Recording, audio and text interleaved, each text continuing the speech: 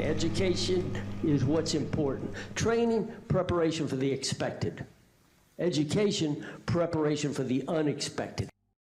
All right, good afternoon, Team Krulak community. My name is Major Ian Brown. I'm the Operations Officer for the Brute Krulak Center for Innovation and Creativity. And on behalf of the Marine Corps University, the Marine Corps University Foundation, and the Krulak Center, welcome back to the Brutecast, our series designed to connect the worlds of the warfighter and PME with the best in innovative and creative thought. Before we begin, please remember that all opinions expressed here are those of the individual and do not necessarily reflect the views of the Krulak Center, Marine Corps University, United States Marine Corps, or any other agency of the U.S. government. We will also be recording this webcast for the benefit of our community of interest who could not join us today. So we ask that you be mindful of keeping your microphones off to avoid disrupting the presentation, and keep your webcams off as well to help us stream smoothly. So for today's broadcast, we are extremely fortunate to be able to welcome Mr. John Kroger, former Marine, who recently served as the Navy's first Chief Learning Officer. In that capacity, he was charged to align the many educational institutions within the Department of the Navy, such as the Naval Academy, Naval War College, Naval Postgraduate School, our own Marine Corps University schools, and the future Naval Community College, with the goal of ensuring that the nation's sailors and Marines enter any future conflict with a cognitive advantage. Today, he's here to tell us a little bit about his experiences in that billet, and more importantly, to answer your questions on the current and future state of professional military education in the Department of the Navy. Before we start, I'll make sure one last time you have all your microphones and cameras off. This episode, following Mr. Kroger's initial remarks, will largely be question-driven. So we're going to have two phases of questions for the Q&A. First phase is we have canvassed the schools inside Marine Corps University for questions, and I'm going to go through those first. Once we get through those, I'll open it up to audience questions. Feel free, as we're going through the initial remarks and the MCU questions, to start entering your own questions into the chat, and then I will start going through those in the order I receive them. I'm going to ask individuals, if they're able to physically or verbally say their questions. If you can't ask your question directly, just indicate that in the chat, and I will ask the question for you and make sure you get credit for it. All right, with that, Mr. Kroger, over to you. Fantastic.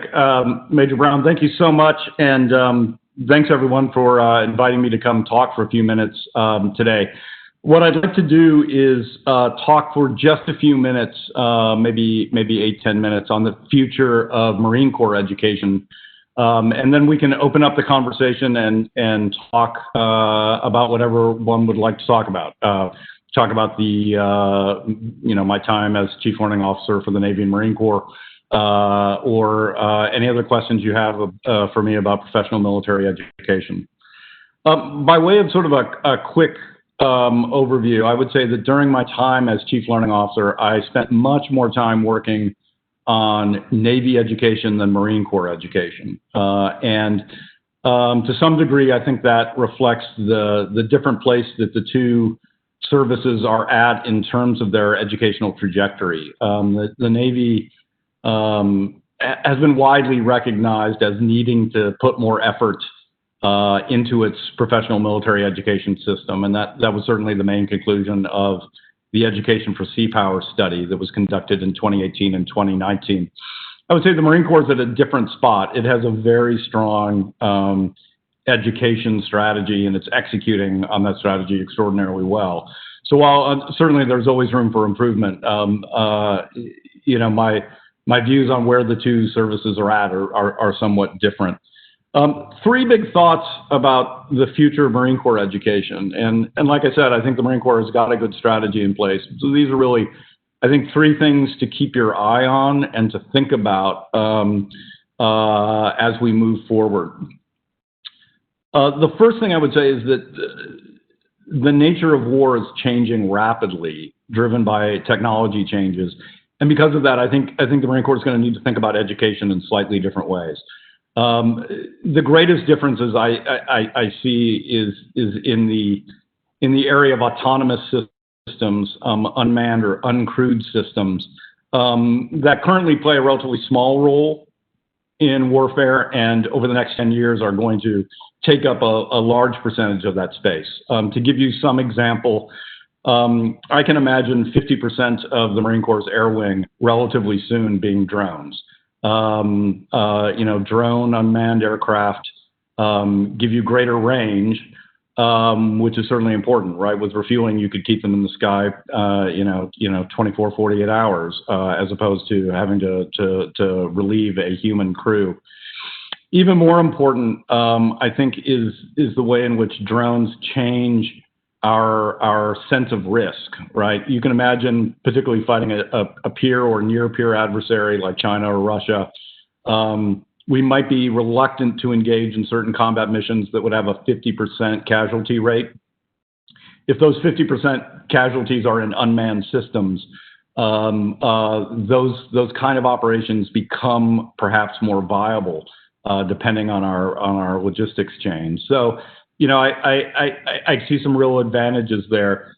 Similarly, the Commandant's planning guidance, I think, was extraordinarily thoughtful.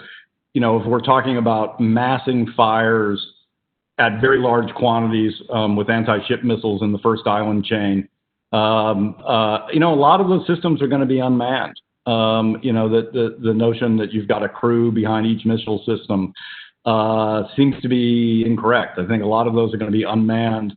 That changing nature of war is going to change how the Marine Corps, I think, needs to educate. You're going to need a lot more people who have deep capability in IT, in setting up and defending networks, in incorporating artificial intelligence into networks, particularly when you're talking about massing thousands of fires in the first island chain. A lot of that's going to be AI driven. And I think you're going to need then people all throughout the force who have great IT capabilities. I think it's probably a change in an order of magnitude, the number of people who really understand networks and computing. So what does that mean? I think the new Naval Community College can be a very important tool for the Marine Corps in terms of getting lots of enlisted people up to speed on how to set up and defend a coherent network. Talking with General Lori Anderson, Lieutenant General Anderson, she really indicated to me that we need more people who have that capability in the enlisted force. Similarly, I think we're going to need to send many more officers to advanced degrees in networks and computing, in IT and artificial intelligence. And so, I just really highlight this area of technology education as being vital for the future. It may even mean that the Marine Corps has to adjust its traditional policy of not caring about the undergraduate degrees of the officers coming into the force. Traditionally, that is not, the view has always been that we can make a great Marine Corps officer out of college graduates from a broad diversity of intellectual backgrounds. And while that probably will generally remain true, I think we may wind up with, a desperate need to recruit more officers coming in as second lieutenants, first lieutenants, who have deep IT and computing backgrounds. So you might think that there's a recruiting piece to this change. The second thing I would say about the future of Navy and Marine Corps education, I do think the investment that the Marine Corps is making in wargaming with the big facility next to Marine Corps University at Quantico is a great decision. I think both from an educational point of view and from a force development and doctrine development point of view, that wargaming capability is going to pay itself off extraordinarily well. A few thoughts about that. One is that the Navy and Marine Corps don't have a clear, coordinated wargaming strategy. We're doing a bunch of things in silos. So there are things happening at the Naval Postgraduate School that folks at Marine Corps University are not aware of. Similarly, things happening at the Naval War College that aren't integrated with what's happening at MPS or at MCU. So I would love to see sometime in the future a clear, coherent, integrated, non-siloed wargaming strategy, so that we're using our different wargaming capabilities we have to explore different options and to share the lessons more clearly. Second, as you develop that, I really want to commend everyone for the emphasis at the new facility on automation. We have a lot of war games that go on that are non-automated. And those are important experiential experiences for commanders. If you get a bunch of people in a room and they're making decisions in real time in a one-off war game, that can be an incredibly important experiential career development tool. I worry that there are times I've seen people say that we have learned something about doctrine or strategy based on one or two war games. And I would say you really need to automate games and run them hundreds or thousands of times before I would be confident that you really can get strategic insights from a particular game. And so I would automate virtually everything that you can. I received a little bit of pushback from this at times. During my time as CLO, a number of people said the particular game was too complicated to automate, or that it couldn't capture the human dimension.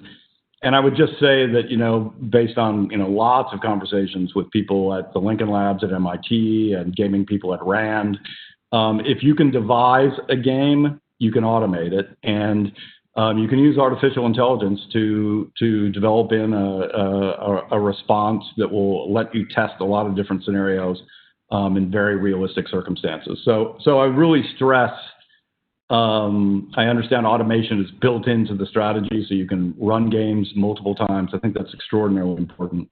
And finally, hopefully we will develop better strategies for disseminating the lessons we learn from war games. I often think that, particularly on the Navy side, we're running war games, we're learning interesting lessons, and then we're not sharing those more broadly. And I think I think as we're trying to build toward really being a learning organization, that dissemination of lessons learned becomes critical. A third thing I would say, and then we'll open it up for questions. I think it's really important for the Marine Corps to focus on international PME in the coming years. It's a rapidly changing geopolitical set of circumstances that we have. One thing we're confident of is that our allies and partners are going to be even more important. We talk a lot about needing to get to a 350-ship Navy. If you add in the Five Eyes countries and Japan, we have a 550-ship Navy already. What that tells me, right, is if we can really develop closer relations with our allies and integrate them into our operations, that becomes a huge force multiplier for us. And as we think about that integration, a lot of times we focus on integration of communications and weapons systems. I would say that there's an intellectual integration that has to happen as well. People have to think about and think through military problems in relatively similar ways. And so I think, Marine Corps University can play a really important role in strengthening those ties with our allied and partner nations. Before COVID-19 hit, Secretary Esper called for a 50% increase in the number of international partner and ally students coming to our schools. As soon as international travel is really possible again at scale, I think that's a great target to shoot for. And hopefully, the Marine Corps has to look at capacity, but hopefully it would expand the capacity of some of the core programs at Marine Corps University. So that we have more partners and allies coming, more of them learning alongside us, more of them experiencing firsthand what the United States is like, and helping us build a closer, more intellectually integrated team with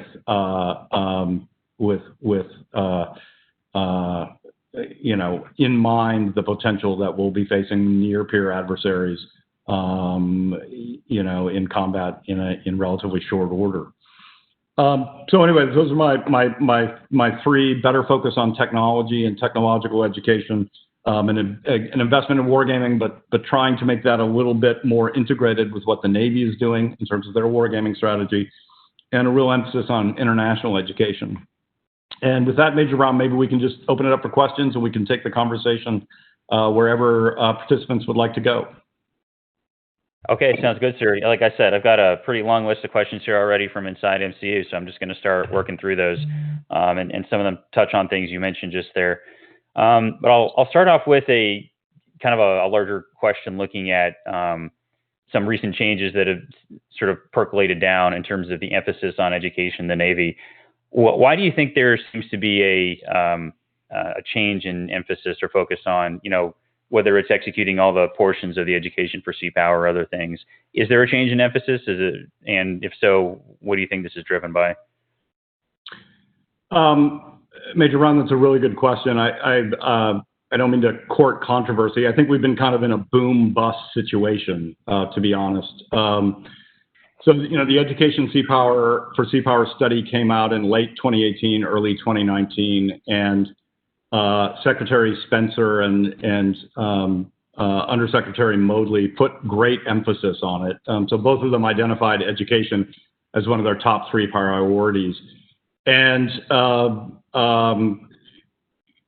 I think we were building quite a bit of momentum. We've had a leadership change, obviously, in the Department of the Navy with a new secretary and undersecretary. Anytime you have a change in leadership, you'll have a change in priorities.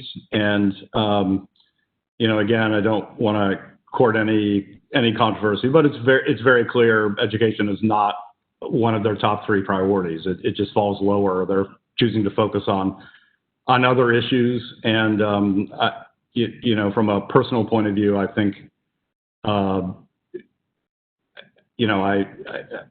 struggle with that decision because I think the findings of the original Education for Sea Power report were dead on, that if we don't focus on the intellectual development of our force, we're making what the report called a strategic blunder. So, I would say we're in something of a pause. A lot of the Education for Sea Power effort is not moving forward. Some important pieces of it are most notably the community college, which I'm very excited about. I don't think these issues are going to go away. I mean, regardless of what happens with the political leadership of the country, I think long term, the pace of technological change is going to drive a renewed focus on military education. So, I think it's been a little bit of a boom-bust situation, and we'll just have to see what direction the political leadership of the department wants to take education in the future. Okay, that actually feeds kind of into next question I had on the list, which is you mentioned the Naval Community College seems to be one of those things that is surviving and driving forward. So do you see that thing being carried out to the vision that was in that original report and in the time you were as the CLO, that's going to become what you want it to become? I really hope so. I think it's too early to tell. The main benchmark is to have our first students enrolled in January of 2021. And, I departed the department in early August and, haven't been privy to the status of the program. I did note a public announcement by the Coast Guard, who's one of the participants, that things are moving forward well. So it is my hope that it develops. I mean, ultimately, I think an enrollment of 20 to 40,000 students a year is the kind of metric we're looking at after 2 or 3 years. And all of that is very possible, and it's extraordinarily cheap compared to, frankly, it's a fraction of one warship in terms of its annual cost. So I'm hopeful that will go forward, but I'm just not close enough at this point to know that it is. I do know that the program has enough momentum. I mean, members of Congress have been very interested in it. There's been enough public pronouncements by the department that I think politically, I think it's complicated for them to back off it. So I'm hopefully it will keep moving forward, and we'll just have to see. Great, thank you. So, kind of with the boom and bust cycle, I think we all sort of understand that the siphon's going to get turned back a little bit, especially with COVID going on, because that has to be addressed. So within the current budgets that we have right now and that we're sort of expecting down the road, what do you think the most important things are that the Navy and Marine Corps should focus on within their educational budgets? Where is our best bang for the buck? And it sort of sounds like something like continuing with wargaming and driving the Navy Community College might be on that list. I do think the Naval Community College is really important because we need the ability to train very large numbers of our enlisted force in particularly IT and networks, which are changing so rapidly that it's really hard for traditional military education to keep up.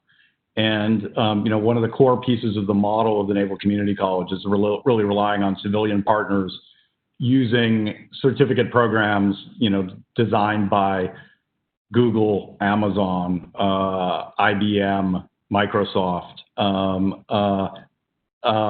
to drive that program intellectually, and that's the way to keep our IT force up to date. We're going to have a hard time doing that without relying on the private educational sector, and that's really the model of the community college. So, I think that's an important priority. I do think that the focus on technology in general, is really important. I think every weapon system incorporates networks at this point, aside from, basic infantry squad weapons. A lot of those are linked to aerospace networks, right? And you're going to need a lot of people who understand satellites, satellite security, space warfare, laser warfare. You're going to need people who are experts in setting up secure networks that can interact with a global network in an expeditionary setting. You're going to need thousands of those. Every Marine Corps company is going to need people who are experts in connectivity. And so I think, trying to make sure that we are really developing educational programs around technology and sending a bunch of people to the best technology schools in the world for graduate school, I think would be important. So those are two things I think I would emphasize. Okay, and on sort of the more cognitive or conceptual realm, Yep. To marry with that technology, where would one place to sort of put all our chips on be? I think I would say that the key thing is not to put your chips on one thing. We're going to need people in lots of different areas with intellectual expertise, and it's hard to know exactly what's going to play out as the most important areas. So I think broad-based engineering and technology educations are going to become even more important. You want to be training a captain to be able to think about technology in sophisticated ways, so that by the time colonel, that education may be slightly out of date, but it remains foundational enough that they can get up to speed very quickly on technology needs that their force is going to require. So, again, I would love to see more people be sent to the Naval Postgraduate School to do technology degrees, but also, right, MIT and Caltech and Georgia Tech and all the great universities that we've got. If we could send more officers to engineering and technology educations, I think that would be extraordinarily valuable. Okay. All right. Thank you, sir. So going down, one of our questions is, how do you view the role of the CLO and the CLO staff moving forward? It was sort of stood up as a hub or a fusion point to start tying in the various parts of the naval education enterprise together. Does that remain the role of the CLO, or after your initial steps here over the last year, what's the next thing the CLO needs to go and focus on? I don't really know what the future of the office is. There has not been the appointment of a successor chief learning officer, nor has there been a search initiated to elect a new chief learning officer. And the position has been downgraded. The office is very small at this point and no longer reports to the Secretary of the Navy. So you'd really need to speak to someone in the Navy Secretariat about exactly what's happening. A number of people in the leadership indicated to me that it was felt that the CLO position was unnecessary moving forward. So I don't know what the current leadership team really imagines. I would say, I imagined it playing a very powerful and important role, but we have great people, running education separately for the Navy and Marine Corps. So if that role winds up not being if it winds up fading into the woodwork, I think that doesn't have to be a game changer as long as people really take up that mantle within the two services. Okay, thank you, sir. All right, so kind of touching on your last point there in terms of international cooperation and partnership, we had a question from one of our international students at MCU asking about what, once we can go back and travel, what sort of combined education partnerships do you potentially envision? Do you envision maybe a joint or combined formal course that's offered? Do you see NATO having potentially input into developing a curriculum for that American students would take? And what about non-resident training for those for international partners? So I think I'll start with the last. So non-resident education is something that can expand dramatically, right? I mean, the COVID was really interesting because we've demonstrated that you can deliver a huge proportion of professional military education online. It is usually not as strong as it is as in person, and there are a lot of areas, particularly classified education or technology and science education, that you can't do well online compared to in person. But it remains a very powerful tool nevertheless. So, one answer is really to develop a greater distance-based learning international course where we could enroll lots of our allies and partners. I do think that as powerful as that can be, it's not as good as having someone come to the United States or for one of our officers to go to a foreign country and study in that country alongside our allied and partner cohorts. I think that a lot of what people get out of international educational exchange is the experience of being in the host country, the conversations that happen outside classroom that might not occur if you're in an online setting. So I would hope we would see, as Secretary Esper called for, a 50% increase in that interconnection. And that might include, really for the first time ever, building joint schools, right? We have allies where the partnership is very long-term and stable. And one could, certainly identify Japan, NATO, the Five Eyes country, even potentially India.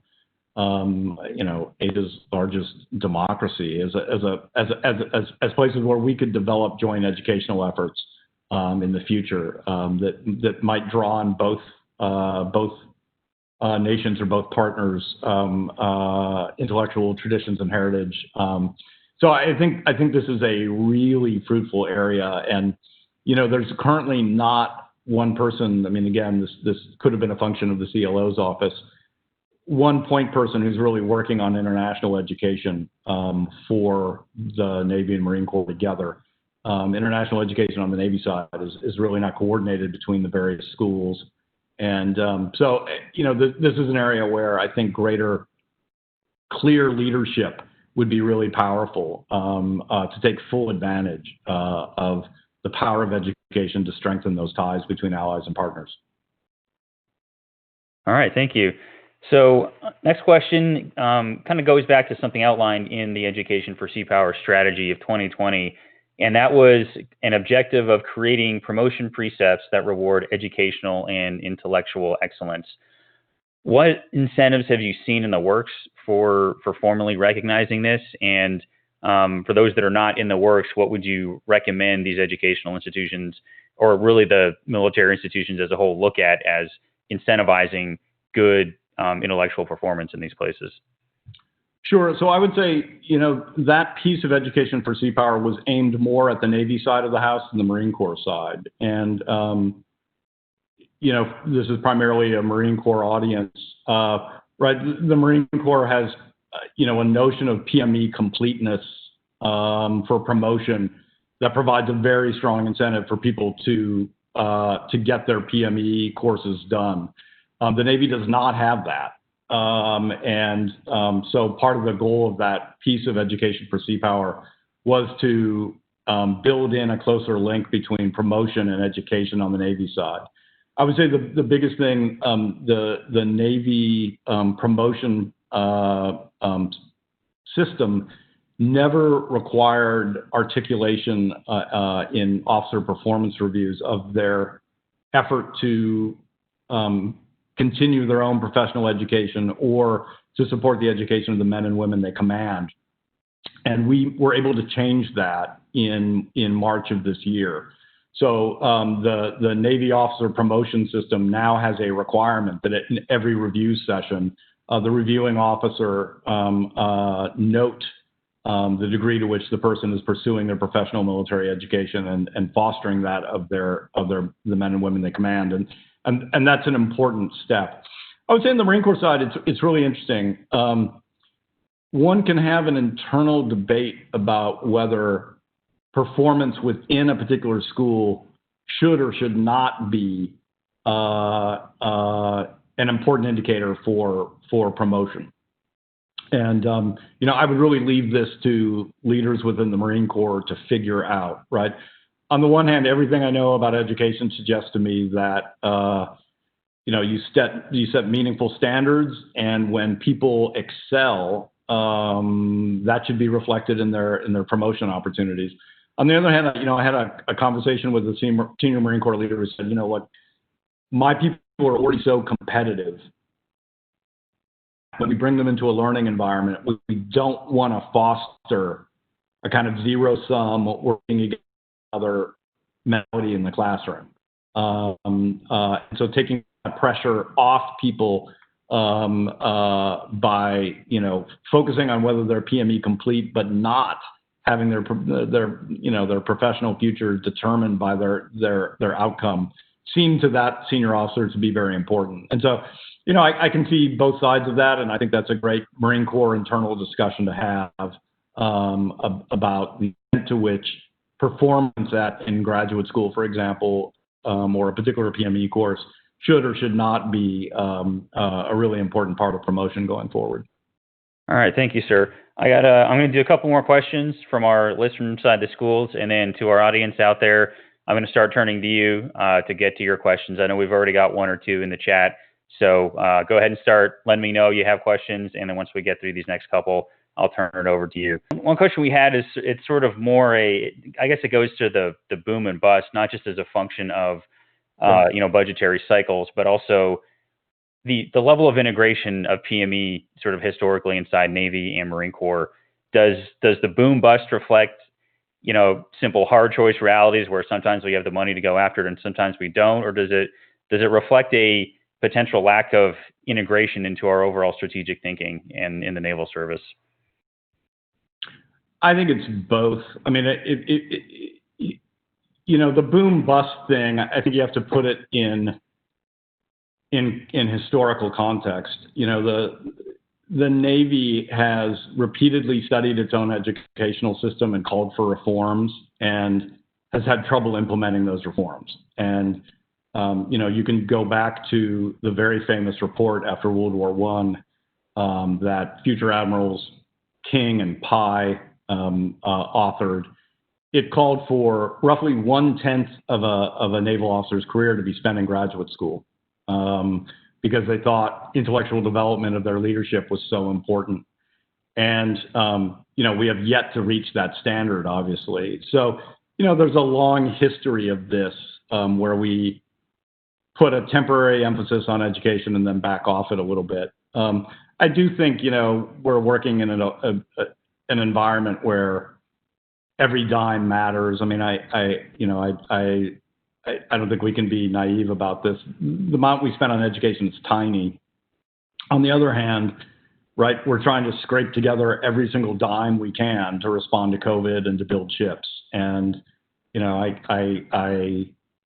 I think there's room to do both because education is so inexpensive. But I understand why some people have come to a different conclusion. I would say the lack of integration matters. I do think the idea of building a coherent naval university system for both services that would integrate education between the two is a good long-term goal.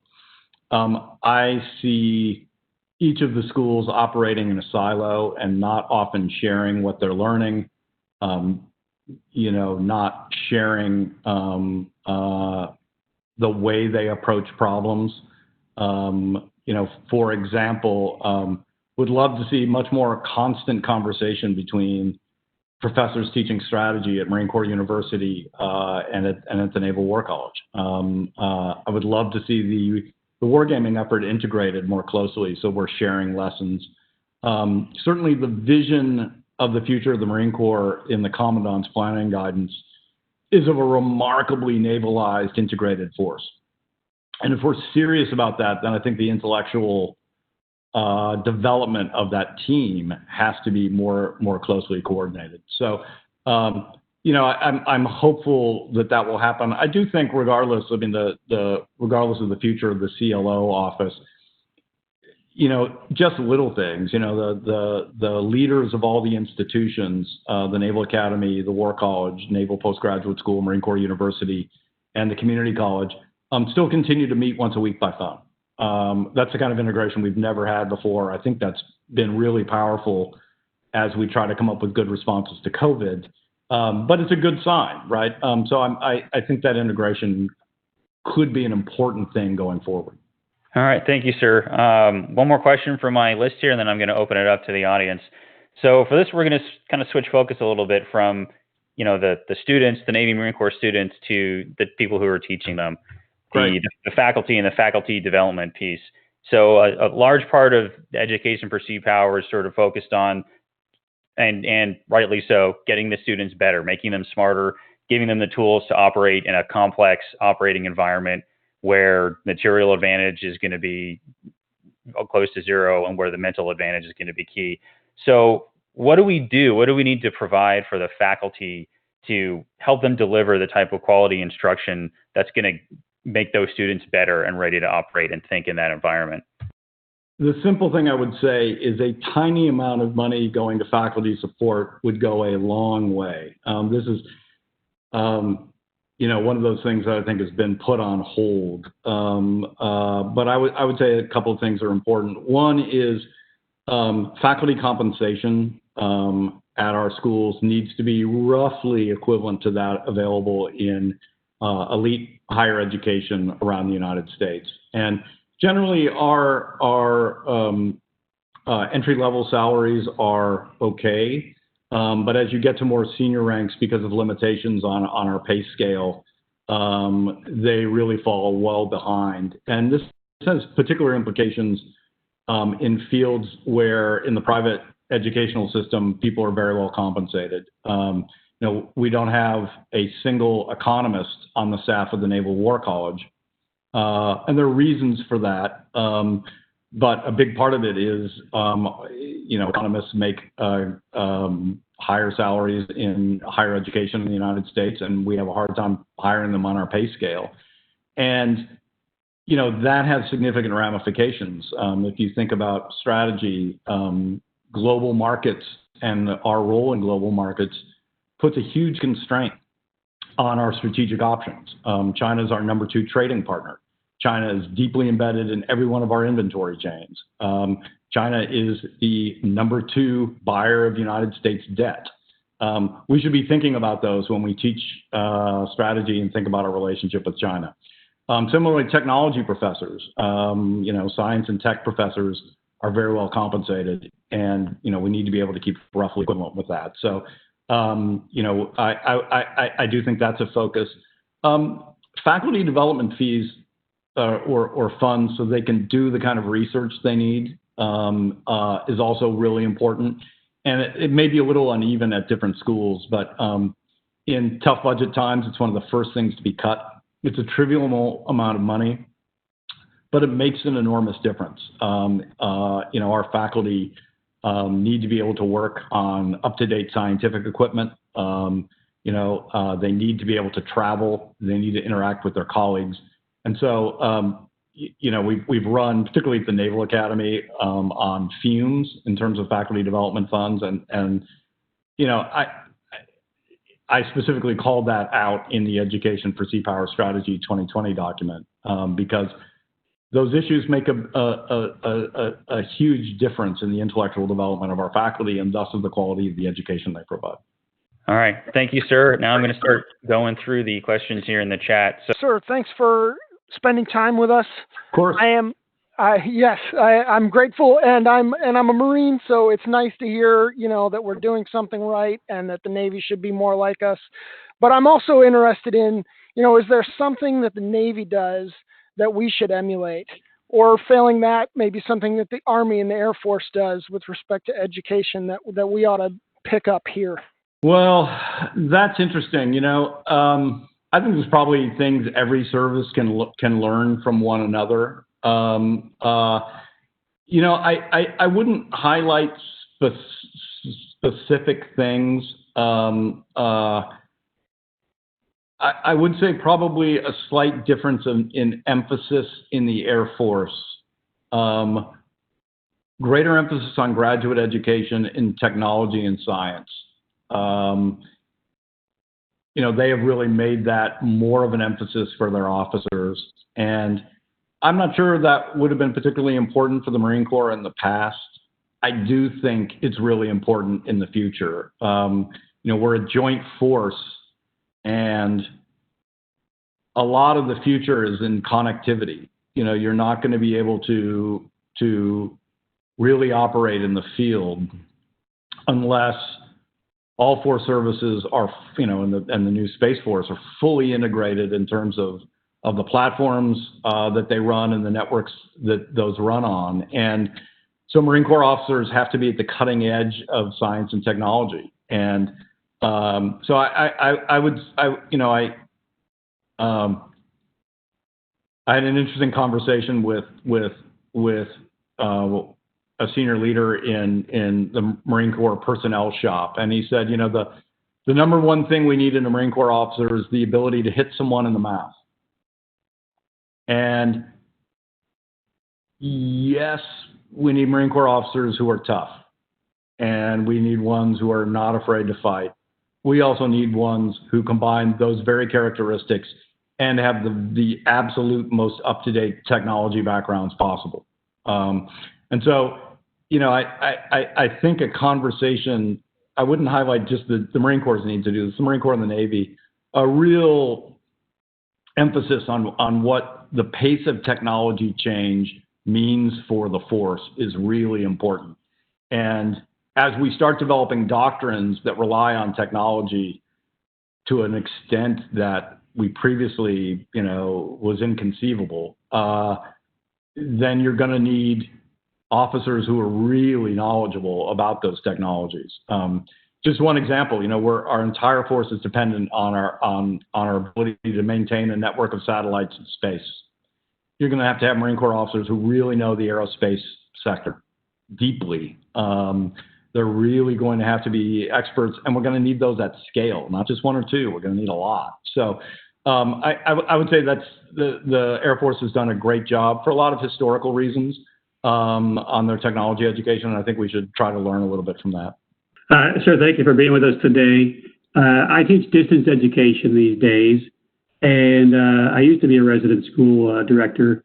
But as I am now in this distance job, which is where the vast majority of Marines get their professional military education from, it seems to me that all the documents I read are very resident school, if not DC-centric for the Marine Corps.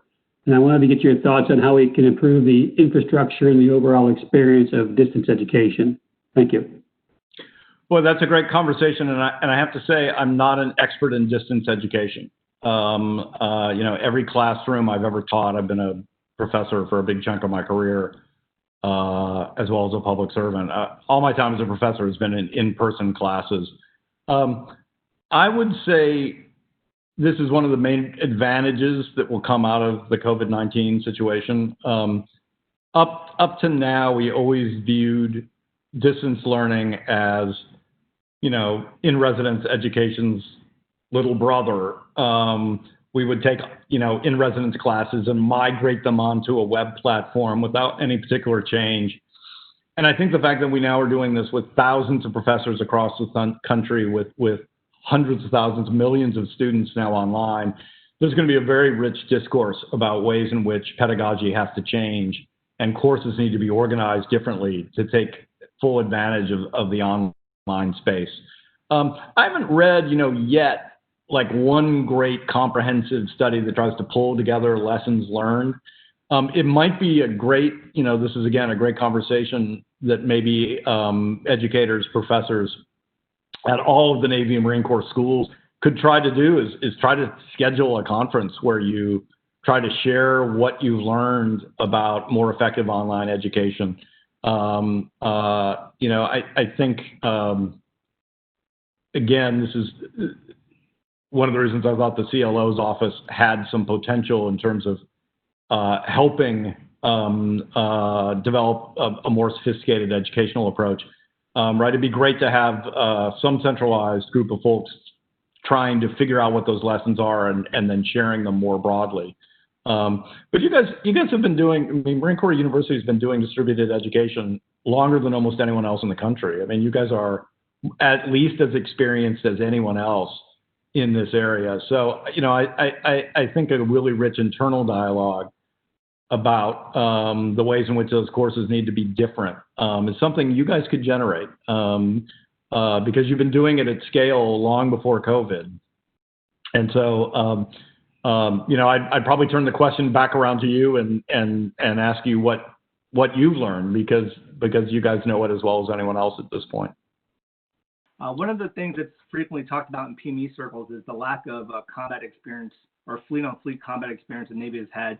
The last real battle might have been the Battle of Leyte Gulf back in 1944, and since then the fleet Navy's been, really became a carrier Navy and then the submarine nuclear Navy. And, during the Cold War, there was never, that type of competition. A lot of times in the absence of experience, you can supplement it with, education. But, what should the Navy really be learning to fulfill that gap? Because the Navy, as it looks like today, looks a lot like the Navy as it did 50 or 60 years ago. And, that's worrisome to some because it shows that, a lot of the structures and ideas have been relatively stagnant. And I'm not sure if there's a place for learning in the future to sort of help move the Navy forward into, new ways of thinking about war. Over. The first thing I would say is that the situation might be viewed as somewhat analogously to that at the beginning of World War II. Right? You had a more than 20-year peace in which the Navy had not seen combat. And the combat that it had seen in World War I was really restricted to convoy duty, which was very important, but only captured a tiny percentage of what people needed to know. A couple of things, the educational institutions were really important in the development of doctrine that was forward-looking during that period. So, obviously the Marine Corps developing amphibious doctrine in the 30s when no one else was paying attention to it turned out to be really important. Similarly, the things that happened at the Naval War College were really important. That was the first place that the idea of putting the carriers at the center of a task force, not added on to a battleship task force, but making them the center and surrounding them with anti-aircraft support and using them as a striking force was first conceptualized and tested out, right? So the one thing I would say is the educational system can be a laboratory for exploring a lot of ideas. One of the great underutilized resources, I think, is the operational research capability at the Naval Postgraduate School. That there's a lot of expertise there that we don't use, I think, as effectively as we could. I think probably a lot of people are familiar with Professor Kennedy's book, Engineers of Victory. It talked about World War II, about victory being not just a function of brute economic power, but the development of solutions to key operational problems that needed to be solved. You needed to harness technology that was brand new to operational concepts for the force that were brand new in order to achieve battlefield superiority. And I think that book is one I would recommend everyone reading. What I would love to see is a joint Navy Marine Corps team identifying and working through those key operational problems using our educational institutions as the test bed to try out lots of different ideas. So, I think that the educational institutions can be really important in a peacetime, arguably interwar period for intellectual development. The other thing I would say is study of the Falklands conflict is really important. If I had to highlight one conflict to study, that would be it. It's pre-digital, so there's obviously going to be some limitations to what you would learn. But two things that I think are really important. One is it's the first time we've seen naval combat in a missile era.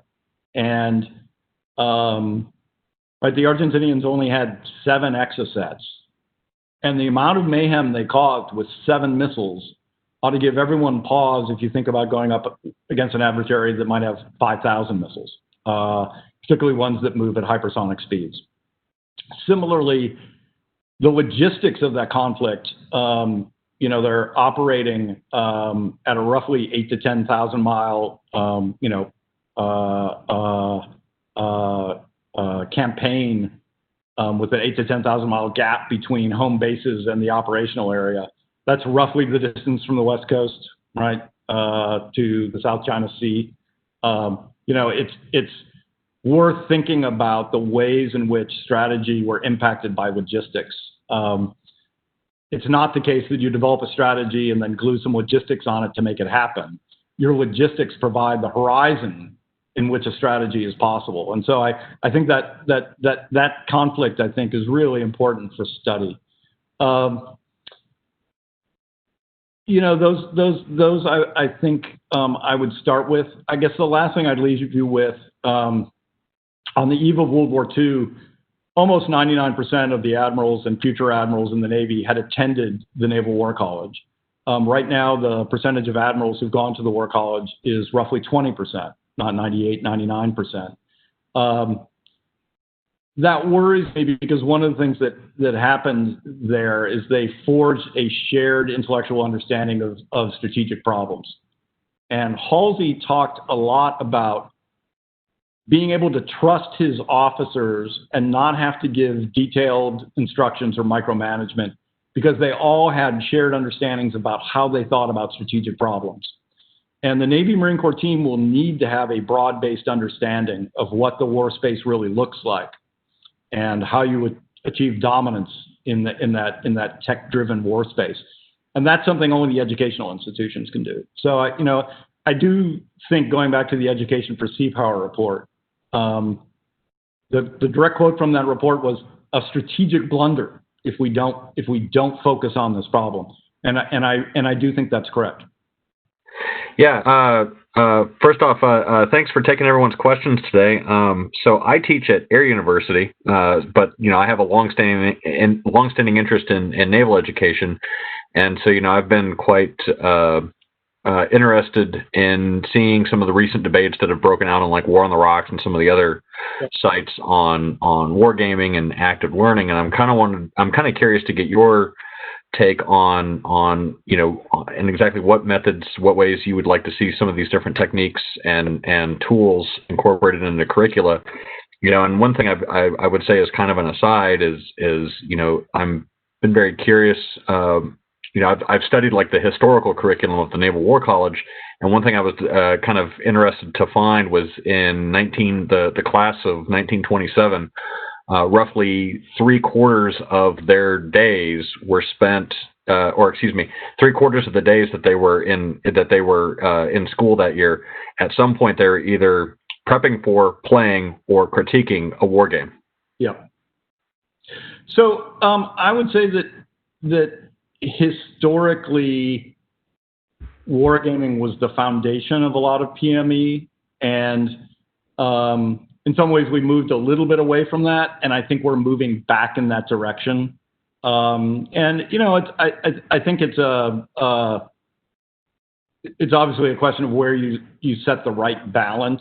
We do need to focus on theoretical education and on people's development of a conceptual vocabulary to think about grand strategy. But we also need to use those educational opportunities to focus on the nuts and bolts of our profession. It's very interesting. The War College, I think, has moved from more of an emphasis in the past on theater strategy to grand strategy. And I think there's a really interesting debate about that balance. I wouldn't second guess what they're doing. I mean, it's an intellectual. The intellectual firepower of that faculty is immense, and it's an institution I really respect. But one could have a debate that we need to be spending more time working on theater level and operational concepts at our schools rather than on a more elevated theoretical grand strategic education. And it may just be right that ultimately we develop different courses that try to do different things. But I do think wargaming is coming back to the fore of what we do because we're less confident we know what doctrinally is the right thing to do. The Commandant's planning guidance is really forward-looking, but I would say, in 10 years, it's going to be overtaken by technological change. And so, we're going to have to be constantly experimenting doctrinally and operationally to identify in a peacetime environment where our operational advantage is. And the educational institutions are the labs in which we will do that. And so, I think I would leave it at that. We're going to have to figure out what the right balance is, but I think we're kind of moving back toward a historical norm that placed a lot of emphasis on war games. All right, thank you very much, sir. So that brings us to the end of the questions we have in the chat, and as well as getting close to the end of the hour here. So I'm going to wrap up the questions, and do you have any parting thoughts? No, just that, I think these issues are not going to go away. I mean, as I look at how rapidly the geopolitical situation is changing, at the pace of technological change, at the reality of having, China's not a near peer any longer. It's a peer. It's a peer economically. It's a peer technologically. That's going to drive us to place more emphasis on military education.